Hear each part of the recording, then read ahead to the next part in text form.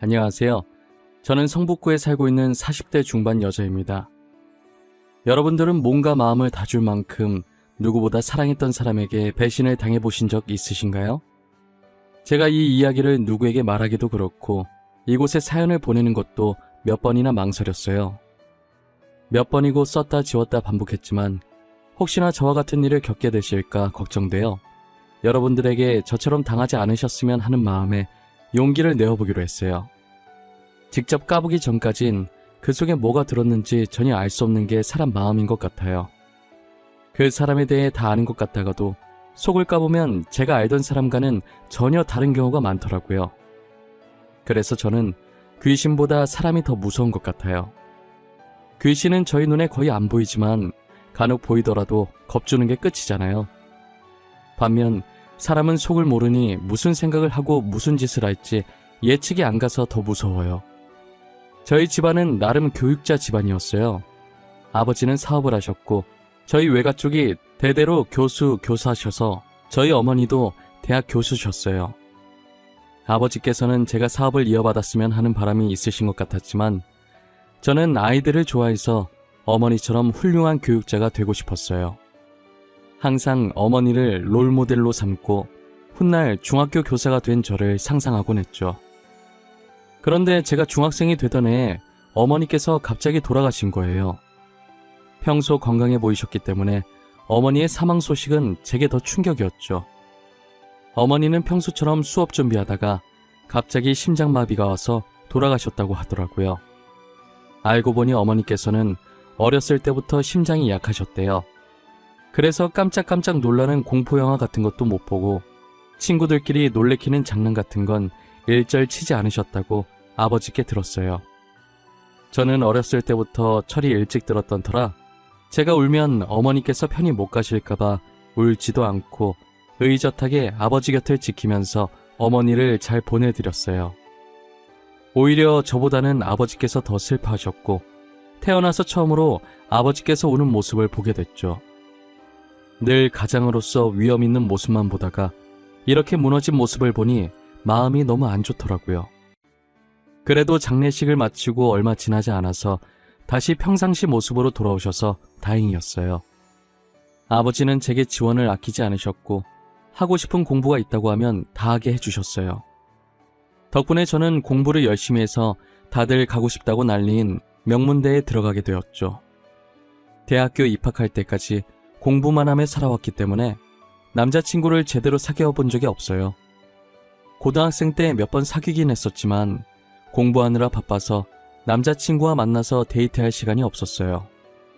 그래서 헤어진 적이 많았고 매번 그런 식으로 반복되다 보니 연애를 해봤다고 할 수도 없었죠. 저는 대학생 때 우연히 친구 따라 꽈팅이라는 곳에 한번 나간 적이 있어요.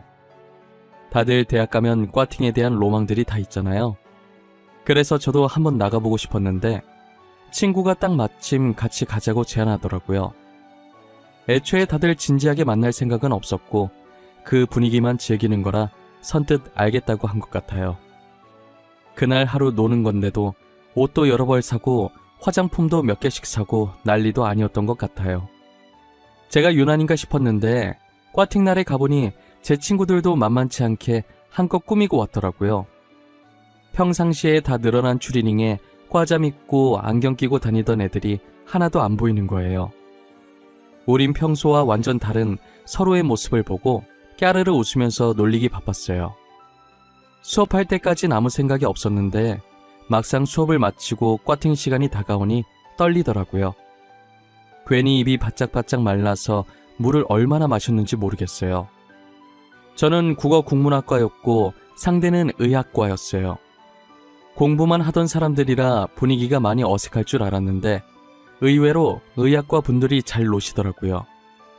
먼저 분위기를 풀어주셔서 저희도 편하게 섞여서 놀 수 있었어요. 어차피 즐기러 간 자리라서 내숭 떨지도 않았고 평상시 제가 하던 대로 행동했었어요. 그런데 그 모습이 털털해 보이고 좋아 보였나 봐요. 이제 슬슬 정리하고 가려고 하는데 한 남학생이 제게 번호를 물어보더라고요. 누군가 제게 번호를 묻는 경우는 처음이어서 살짝 망설이다가 연락처를 찍어줬어요. 제게 연락처를 물어본 사람은 의학과 학생들 중에 제일 나이가 많았었어요. 학교 입학하자마자 자기 길이 아니라고 생각하고 휴학해서 군대를 갔다 왔었대요. 그런데 집안에서 의사 아니면 안 된다고 하는 바람에 결국 다시 복학을 했다더라고요. 저는 연상을 좋아했기 때문에 저보다 나이 많다는 얘기를 듣고 더 호감이었던 것 같아요. 그리고 몇 번 데이트 신청을 하시길래 만난 적이 있었는데 만날 때마다 매너가 너무 좋았어요. 한 번은 엄청 분위기 좋은 카페에서 제게 고백을 하더라고요. 저는 제대로 된 연애는 처음이기도 하고 만난다고 해서 다 결혼하는 건 아니니까 처음엔 이 남자와 가볍게 연애를 시작했어요. 그런데 알면 알수록 너무 다정하고 세심해서 남자친구에 대한 제 마음이 점점 커지더라고요. 남자친구는 의대생이라 저보다 할 일이 많아서 학교 생활을 바쁘게 보내고 있긴 했지만 저를 만날 시간을 꼭 내서 틈틈이 데이트를 자주 하는 편이었어요. 예과생 때는 그렇게 데이트를 자주 했었는데 본과생이 되고 나서는 예전보다 자주 못 보게 되더라고요. 그래도 서로에 대한 마음은 변함이 없었어요. 어느덧 시간이 흘러서 저는 임용시험을 준비하고 있었고 남자친구는 전문의 준비를 하고 있었어요. 평소처럼 공부를 하고 있는데 속이 니글니글한 게 이상하더라고요. 제가 스트레스 받으면 자주 체하는 편이어서 이번에도 체했나 싶어서 대수롭지 않게 여겼어요. 그러다 옆에 있던 물을 마시려고 하는데 물 비린내가 심하게 느껴지는 거예요. 살면서 한 번도 물 비린내를 느껴본 적이 없었는데 갑자기 이러니 당황스럽더라고요. 마시려고 입에 대려하면 헛구역질까지 나서 결국 물을 못 마셨어요. 그날 하루 종일 아무것도 못 먹었고 병원에 가야 하나 생각하던 와중에 설마 하는 생각이 들더라고요. 급하게 예정일을 확인해보니 원래라면 지난주에 했어야 했는데 아직 안 하고 있었어요. 저는 스트레스 때문에 불순이인 거라고 제발 그것만은 아니길 바라는 마음이 간절했지만 제 바람과는 다르게 테스트기를 해보니 2줄이 선명하게 찍혀 있었어요. 2줄을 보는 순간 저는 망했다면서 제 머리를 잡아 뜯었어요. 이게 제 잘못만은 아니기 때문에 남자친구한테 알려야 할 것 같아서 테스트기 사진을 보냈어요. 바빠서 못 볼 줄 알았는데 제가 사진을 보내자마자 전화가 오더라고요. 방금 보낸 사진 뭐야? 설마 임신 테스트기야? 이거 너 거야? 나한테 장난치는 거 아니지? 지금 만우절 아니야. 만우절 3일 남았는데. 장난치는 거 아니고 저거 내 거 맞아. 방금 해본 거야. 오늘 속이 너무 안 좋아서 혹시나 싶어서 해봤는데 2줄 나왔어. 진짜야? 너 임신한 거야? 우리 엄마 아빠 되는 거야? 병원은? 지금 바로 가야 하는 거 아니야? 속 안 좋은 거 말곤 아픈 데 없지? 아픈 곳 없고 병원은 조금 이따 가보려고. 오빠는 걱정 안 돼? 우리 아무것도 준비한 게 없잖아. 아직 제대로 된 직장이 있는 것도 아니고 말이야. 이 아이 낳는 게 맞는 걸까? 무슨 말 하는 거야? 우리 얘기 듣겠다. 내가 너 먹이 살리면 되는데 뭐가 걱정이야? 우리 얼른 부모님께 인사드리자. 배 불러오기 전에 결혼해야지. 임신했다고 하면 남자친구가 엄청 고민할 줄 알았는데 망설임도 없이 결혼하자고 하는 거예요. 제게 1초도 고민 안 하고 낳자 결혼하자 하는데 솔직히 너무 설레고 듬직했어요. 저는 임신해서 바로 결혼할 수 있을 줄 알았는데 부모님 반대가 심하더라고요. 애지중지 키운 딸이 남자친구가 있다는 사실도 몰랐는데 거기에 임신까지 했다고 하니 저희 아버지는 뒷목을 잡으셨죠. 그래도 자식 이기는 부모 없다고 제가 좋다고 하니 결혼을 허락해 주시더라고요. 그런데 문제는 남자친구의 어머니, 즉 제 시어머니 되실 분이셨어요. 남자친구는 저처럼 아버지를 일찍 여의고 홀어머니 밑에서 자랐었어요. 남자친구가 의사가 되길 간절히 바라셨던 분도 시어머니셨죠. 이제 정식으로 의사가 될 날이 얼마 남지 않았는데 결혼을 한다고 하니 당연히 탐탁지 않아 하셨죠. 더군다나 저는 아직 직장이 없는 상태니 더 그러셨던 것 같아요. 의사가 되면 능력 좋은 여자들이 줄을 설 텐데 저같이 직장 없는 며느리가 반가우실까요? 시어머니께서 너무 반대하셔서 어떻게 해야 하나 싶었는데 남자친구한테 좋은 생각이 있다는 거예요. 그러더니 제 손을 잡고 어디론가 가는데 도착해서 보니 저희가 온 곳은 구청이었어요. 뭐야? 설마 내가 생각하는 그런 거 아니지? 오빠 미쳤어? 어머님 알면 어쩌려고 그래. 나 어머님 무섭단 말이야. 너가 생각하는 그거 맞을걸? 나 안 미쳤어. 뒷일은 내가 책임질 테니까 나만 믿어. 우리가 혼인신고해버리면 어머님도 뭐라 말 못할걸? 그래도 이건 아닌 것 같아. 아무리 생각해도 이건 아니야. 다른 방법을 찾아보자. 더 괜찮은 방법이 있을 수 있어. 천천히 생각해보자. 응? 제가 아무리 말려보려고 해도 남자친구는 완강하더라고요. 결국 저와 남자친구는 무작정 혼인신고를 해버렸고 법적으로 부부가 되었죠. 그리고 남편은 가족관계 증명서를 떼서 시어머니께 당당하게 내밀었어요. 시어머니께서는 가족관계 증명서에 올라간 제 이름을 보고 거품 물고 쓰러지셨죠. 이미 임신도 했고 혼인신고까지 한 마당에 쫓아낼 수 없으니 할 수 없이 저를 며느리로 받아주셨어요. 형편이 좋지 않아서 결혼식 할 거면 우리 돈으로 하라고 하시더라고요.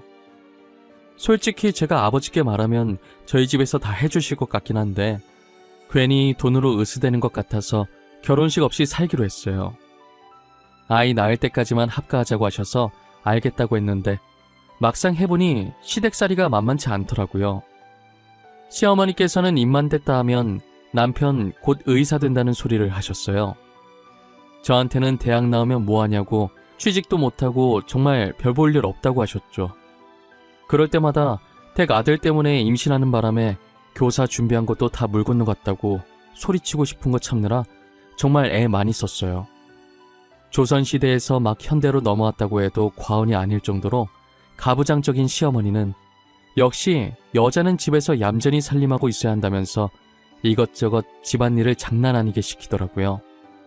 먼 놈의 빨래가 남의 집 빨래까지 다 들고 오는 건지 하루에 한 번씩 해도 계속 나오더라고요. 결국 저는 한 달도 못 버티고 남편에게 부탁해서 분가를 하기로 했어요. 다행이라고 해야 할지 남편이 근무하던 병원이 시댁과 멀어서 그걸 핑계로 분가했죠. 조선시대 시어머니 모시다가 분가를 하니 숨통이 트이더라고요. 거기다 얼마 지나지 않아 남편도 드디어 전문의 시험에 합격했죠. 그런데 남편이 개인 병원을 내고 싶어하는 눈치더라고요. 하지만 시댁 형편이 좋은 것이 아니라서 말을 꺼낼 생각도 못하고 있었죠. 날이 갈수록 남편 얼굴이 수심이 깊어지는 게 안쓰러웠어요. 아무래도 저희 집이 부유했던 터라 남편 몰래 아버지를 찾아갔어요. 공부할 거라고 학원 다니게 해달라고 한 것 말곤 아버지에게 한 번도 무언가를 해달라고 부탁한 적이 없어요. 그래서 그런지 아버지를 보고도 입이 잘 안 떨어지더라고요. 이게 사소한 부탁도 아니고 무려 병원을 차려달라는 말이니 더 그랬어요. 아버지는 제 표정을 보고 눈치채셨는지 편하게 말해보라고 하시는 거예요. 아빠 있잖아. 사실 내가 부탁이 하나 있어서 왔는데 말이야. 남편 전문의 됐는데 혹시 병원 하나만 차려주면 안 될까? 뭐? 병원? 병원이 사달라고 하면 사줄 수 있는 애기 장난감도 아니고 참... 라고 할 줄 알았지? 어느 정도 예상했어. 누구나 의사 되면 개인 병원 갖고 싶어 하지. 박서방이 병원 차리고 싶대? 아니, 박서방이 나한테 직접 말한 건 아닌데 그래도 내가 뭐라도 하나 해주고 싶어서. 남편도 개인 병원 운영하면 동기들한테 기사할 것 같고 나도 아빠가 해주면 시어머니한테 당당해질 수 있을 것 같아서. 그래, 알겠다. 아빠가 병원 하나 차려줄게. 네가 나한테 한 번도 부탁한 적 없으니까 해주는 거야. 처음이자 마지막이다. 알지? 대신 병원은 아빠 명의로 할 거야. 내가 죽고 나면 박서방 주던가 하고. 걱정과 달리 아버지께서는 흔쾌히 병원을 차려주시겠다고 하시더라고요. 저는 기세등등하게 집으로 돌아가서 이 사실을 남편에게 알렸어요. 남편은 제 손 잡고 너무 고맙다고 하고 아버지께도 전화해서 감사하다고 다음에 찾아뵙겠다고 했죠. 시어머니한테도 말했더니 그런 집안인 줄 몰랐다고 갑자기 저한테 살갑게 대하시더라고요. 돈이라는 게 어떻게 보면 종이 쪼가리 하나인데 이렇게 쥐락펴락 할 수 있다는 게 참 무섭긴 무서워요. 저는 아버지 덕분에 시어머니 앞에서도 당당하게 어깨를 펴고 다닐 수 있었죠. 아버지께서는 정말 예상을 하셨던 건지 이미 병원 인테리어가 다 끝나 있더라고요. 그렇게 남편의 생애 첫 개인 병원은 정말 단기간에 개업할 수 있었어요. 아무래도 아버지께서 사업을 하시니 인맥이 많아서 첫날인데도 사람들이 많이 오시더라고요. 게다가 병원 위치도 좋아서 크게 걱정할 게 없었어요. 그리고 남편 병원이 성형외과다 보니 대다수가 젊은 여성분들이었어요. 제가 드라마를 하도 많이 봐서 설마 드라마에서 보던 일이 펼쳐지는 건 아닐까 했는데 그동안 남편이 제게 했던 행동들을 떠올려 보니 그럴 양반은 아닌 것 같아서 걱정하지 않기로 했어요. 하지만 제가 너무 안일했던 것 같아요. 잘해주다가도 한순간에 변할 수 있는 게 사람 마음인데 말이에요. 저는 남편 병원도 계속 이대로 잘 되고 더불어 제 인생도 승승장구하길 바랐어요. 하지만 정확히 남편이 병원을 개업한 지 4달 만에 저는 충격적인 걸 보고 말았죠. 제가 임신 6개월 차에 접어들어서 어느 정도 배가 나와 있는 상태였어요. 몸이 점점 무거워지니까 움직이기 귀찮아서 집에서만 밥을 먹었는데 그날따라 이상하게 밖에 나가고 싶고 간만에 외식도 하고 싶은 거예요. 서프라이즈로 남편 놀래켜주고 싶어서 퇴근 시간에 맞춰서 말도 없이 병원에 갔었어요. 직원들은 이미 다 퇴근했는지 원장실에만 불이 켜져 있고 로비는 캄캄하더라고요. 살금살금 원장실로 다가가는데 가까이 갈수록 이상한 소리가 들리는 거예요. 남편의 목소리와 함께 외간 여자 목소리가 간간히 들리는데 그때부터 심장이 미친 듯이 쿵쿵 뛰더라고요. 조심스럽게 원장실 문을 살짝 열어서 봤는데 남편이 직원 한 명이랑 애정 행각을 나누고 있는 게 아니겠어요? 저는 그 모습을 보고 몸이 떨렸지만 침착하게 휴대폰을 들고 녹화하면서 문을 열었어요. 뒤늦게 저를 발견한 남편과 여직원은 당황해 하더라고요. 여직원은 빠르게 옷을 챙겨서 원장실을 나갔고 남편은 어쩔 줄 몰라 했어요. 그러더니 변명한답시고 직원이 수술하려고 상담 요청했는데 상담하다 보니 그렇게 보였던 거라고 하더라고요. 저는 말 같지도 않은 소리 하지 말라고 당장 이혼할 거라고 소리쳤고 남편은 아이를 생각해서 진정하라는 거예요. 바람난 남편 입에서 저런 말이 나오니 화가 났지만 아이라는 말에 멈칫하게 되더라고요. 결국 뱃속에 있는 저희 아이를 생각해서 한 번은 봐주기로 했어요. 태어나자마자 아빠가 없으면 우리 애가 너무 슬플 것 같았거든요. 진짜 너무 꼴보기 싫은데 같은 공간에서 숨쉬기도 싫은데 정말 아기 하나만 보고 참았어요. 그리고 얼마 뒤 남편이 외도를 한 것보다 더 충격적인 일이 발생했어요. 바로 저희 아버지께서 사고로 세상을 떠나신 거예요. 평소 혼자 안 다니시는 양반인데 그날은 비서도 없이 혼자 나갔다고 하더라고요. 비서한테 말도 없이 나가서 비서분도 어디 가시려다가 사고 난 건지 전혀 모르고요. 외진 곳에서 발견됐는데 아무리 생각해도 아버지께서 거기에 갈 일이 없었어요. 하지만 증거가 없어서 아버지를 그렇게 만든 범인을 잡을 수 없었고 결국 저희 아버지 사건은 미제 사건으로 분류되었죠. 아버지께서 세상을 떠났다는 충격에 결국 유산을 하고 말았어요. 저는 수술한다고 아버지 빈소도 못 지켜드렸고 대신 비서께서 제 빈자리를 채우고 계셨죠.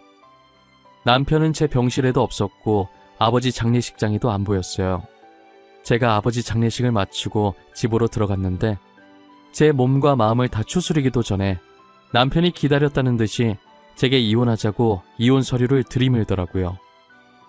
아버지께서 병원 차려주시면서 아버지가 세상을 떠나게 되면 병원을 남편에게 주기로 했었는데 이제 병원이 자기 손에 들어오게 되니 더 이상 제가 필요 없다고 생각한 것 같아요. 남편이 건네준 이혼 서류를 보니 합의 이혼이라고 적혀 있더라고요. 제가 일방적으로 이혼 당하는 건데 이게 어떻게 합의 이혼인가요? 저는 이혼해주겠다고 하고 이혼 소송을 걸었어요. 그때 남편 병원에서 찍은 영상이 남아있었기 때문에 남편의 불륜으로 위자료를 받아낼 수 있었어요. 저는 남편의 배신에 너무 충격을 받아서 모든 사람들과 연락을 끊고 남편에게 받은 위자료를 가지고 아무도 모르는 곳에 숨어 살았었어요. 그런데 어떻게 알고 온 건지 비서분이 저를 찾아오신 거예요. 아버지에게 빚진 게 많다고 대신 저한테 그 빚을 갚게 해달라고 하시더라고요. 비서분은 보육원 출신이셨는데 아버지께서 그 보육원에 봉사하러 갔다가 아이들과 잘 놀아주는 비서분을 발견한 뒤로 계속 눈여겨보고 있었대요. 곧 성인이라 보육원을 떠나야 한다는 소리를 원장님께 듣고 데리러 왔다고 하신 적이 있었어요. 거의 양아들처럼 믿고 비서직을 맡겼고 그만큼 비서도 아버지께 잘했었죠. 늘 저희 아버지를 친아버지처럼 생각하셨었거든요.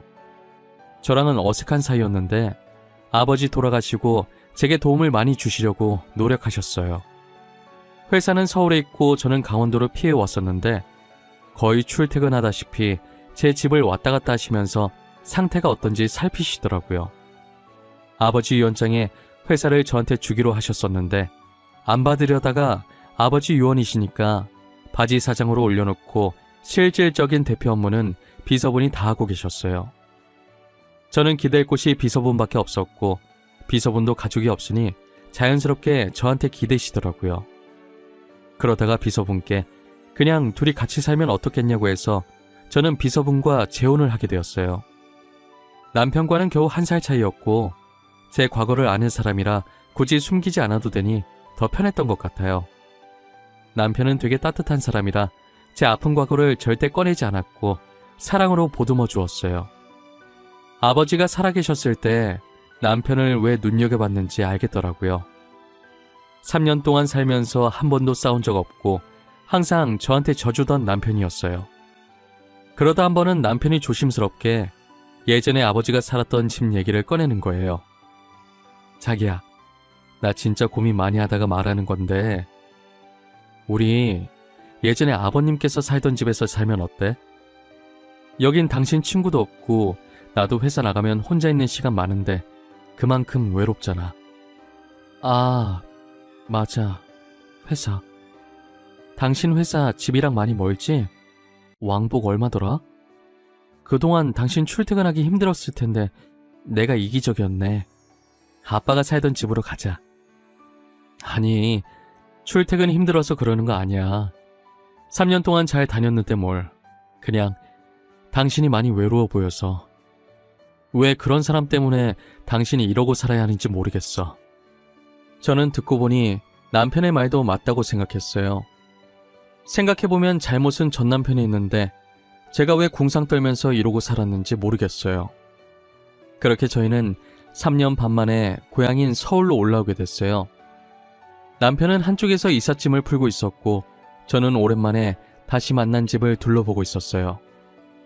아무도 없는 집치곤 깔끔하길래 놀랐는데 알고 보니 남편이 주말마다 와서 관리해줬더라고요. 저도 신경 안 쓰고 있던 아버지 집을 남편이 소중히 관리해줬다니 고마워서 눈물이 고였어요.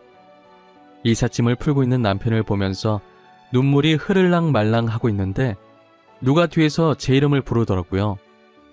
지아은씨? 지아은씨 맞으시죠? 3년 동안 찾아왔었는데 아무도 안 계시다가 드디어 만나 뵙네요. 저는 지은석씨 전담 변호사였던 김철우라고 합니다. 안녕하세요. 아, 네, 안녕하세요. 근데 변호사님께서 3년 동안 저희 집엔 어쩐 일로... 혹시 저한테 무슨 볼 일이라도 있으신 거예요? 지은석씨 앞으로 건물이 하나 있었잖아요. 성형외과 건물 말이에요. 그 건물 때문에 말씀드릴 게 있어서 왔습니다. 전화도 드렸었는데 없는 번호라 떠서 전달이 늦었네요.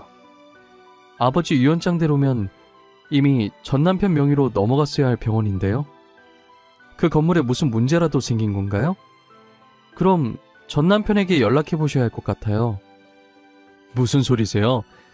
지은석 씨께서 유언장에 그 병원을 지아은 씨 앞으로 해달라고 하셨었어요. 아, 그리고 병원도 병원인데 혹시 지은석 씨가 사용하시던 휴대폰 잠깐 볼 수 있을까요? 저희 아빠 휴대폰이요? 어디 놔뒀는지 몰라서 집안에서 찾아봐야 할 것 같은데 아빠 휴대폰에 뭐가 있나요? 저도 그게 궁금해서요. 사망 직전에 저한테 사진인가 영상 보낼 거 있다고 하셨는데 못 받았거든요. 근데 영 찝찝해서요. 그래서 뭘 보내려고 하신 건지 확인해 보려고요.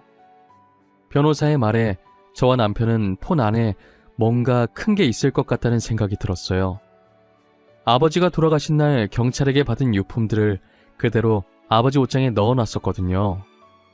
유품이 들어있는 상자를 뒤지기 시작하는데 제일 밑에 휴대폰이 들어있더라고요. 제가 손을 너무 떨자 남편이 가져가서 폰을 켰어요. 3년 만에 켜는 거다 보니 배터리가 없어서 켜지지가 않았고 저희는 급하게 충전선을 연결했어요. 충전선을 연결하자마자 아버지의 휴대폰이 켜지더라고요. 곧장 사진첩으로 들어갔는데 그때 생각하면 아직도 아찔해요. 영상 하나가 들어있었는데 아버지께서 사고를 당해 쓰러지는 순간에 마지막까지 남은 힘을 쏟아서 찍은 영상 같았어요. 아버지는 자신을 치고 떠나는 차를 찍는데 그 차 주인은 전 남편이었어요. 저는 차 번호판을 보자마자 너무 놀라서 입을 막고 소리를 질렀죠. 알고 보니 전 남편이 불륜도 들켰겠다. 병원이라도 가지려고 일부러 그랬던 것이었어요. 변호사께서는 그 영상을 보시고 아버지께서 유언장 수정하시면서 계속 악몽을 꿨다고 했는데 그게 이런 일이 생기려고 그랬던 것 같다고 하셨어요. 사실을 알게 된 이상 더 이상 전 남편을 가만히 둬서는 안 될 것 같았어요. 저는 전 남편이 운영하고 있던 병원을 다른 사람에게 넘겨버렸어요. 그리고 전 남편을 신고하려고 경찰서로 향했죠. 그런데 전 남편이 딱 마침 경찰서에 연행돼서 앉아있더라고요. 살짝 엿들어 보니 전 남편한테 걸린 의료사고 소송과 상간남 소송이 어마어마했어요. 원래 안 좋은 일은 한꺼번에 터진다고 하잖아요. 이제껏 잠잠하다가 제가 신고하러 간 날 그때 한 번에 다 터진 거라고 하더라고요. 참 고소복도 많은 양반이었어요.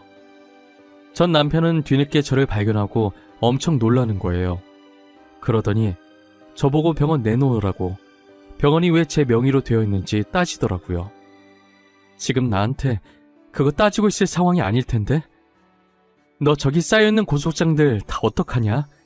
근데 저 고소장들 내가 가지고 온 거에 비하면 진짜 약과다. 그게 무슨 말이야? 네가 뭘 들고 왔는데? 나 아무 짓도 안 했어. 너 3년 동안 어디에 처박혀서 숨어있더니 머리가 어떻게 됐냐? 내가 뭘 가지고 왔는지 알면 깜짝 놀랄 텐데. 뭐 여기서 공개? 바로 까줘? 네가 궁금하다고 하면 이렇게 많은 사람들이 있는 데서 공개하고. 그렇게 공개할 생각은 없었는데 전 남편이 궁금해하는 것 같아서 아버지 폰에 있던 영상을 틀었어요. 전 남편은 그 영상을 보자마자 온몸을 사시나무 떨듯이 떨고 있더라고요. 저는 새침하게 휴대폰을 다시 넣고 전 남편을 향해 살짝 웃어주고 뒤돌았어요. 그리고 곧장 전 남편을 저희 아버지 사건 범인으로 신고했죠. 결국 전 남편은 징역형을 살게 되었고, 그리고 전 남편에게 걸려있는 소송들 위자료 때문에 시어머니께서 똥줄이 빠지게 돈 구하고 다니시는 것 같더라고요. 드라마처럼 엄청난 복수를 해주고 싶었는데 그렇게 하면 저도 법에 걸리기 때문에 할 수가 없었어요. 속이 완전히 후련해지진 않았지만 그래도 아버지 억울함 정도는 조금 풀 수 있어서 다행이에요. 저희 남편은 이제라도 범인 찾아서 다행이라고, 아마 안에서 천벌받고 있을 거라고 저를 위로해줬어요. 현재 제 남편은 아버지께서 제게 남겨주신 선물 같은 사람이에요.